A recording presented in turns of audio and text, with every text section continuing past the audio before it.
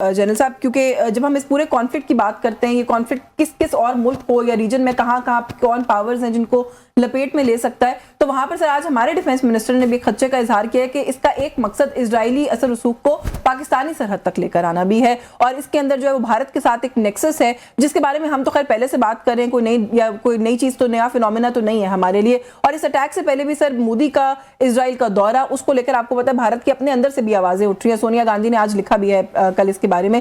तो थोड़ा सा आप इस सारी सिचुएशन को कैसे देख रहे हैं? क्या ये वही नेक्सस और इसी वजह से इस खदशे का इजहार आप समझते हैं कि डिफेंस मिनिस्टर की तरफ से आया है? मेरा ख्याल है कि डिफेंस मिनिस्टर ने बहुत सॉलिड बात की है।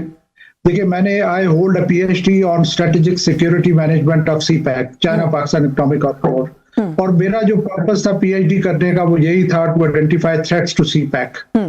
मैंने उस वक्त थ्रेट्स आइडेंटिफाई की थी, उनमें एक इंस्टेबिलिटी इन अफगानिस्तान थी, तो आज देखें कि आप वहां पे इंस्टेबिलिटी मौजूद है। उसके अलावा जो टॉप लेवल पे जो कंटेस्टेशन चल रही है between two great powers, that is US and China.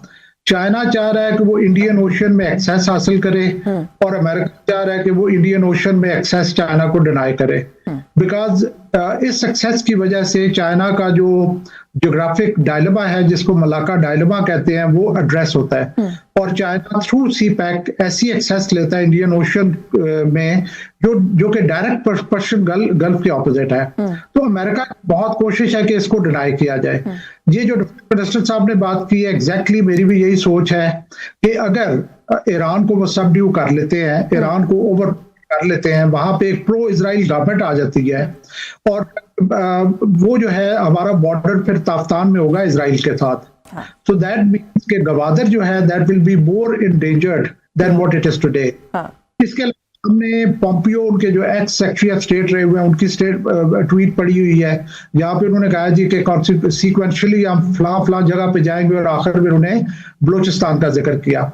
और थर्ड, हमने ये भी सुना है काफी सारे ज्यूज लीडर्स से कि टर्की की बारी आएगी और पाकिस्तान की बारी आएगी।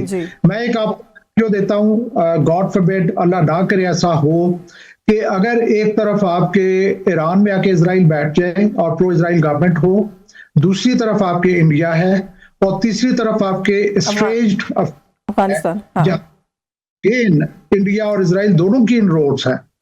तो तरफ से अगर खुदा ना खास्ता पाकिस्तान प्रेस होता है तो हमारे लिए कितने बड़े चैलेंजेस होंगे। तो इस पे कोई शक नहीं कि बड़ा ऑब्जेक्टिव जो है, one of the objective is के एक्सेस डिनाई करना to China, to Indian ocean.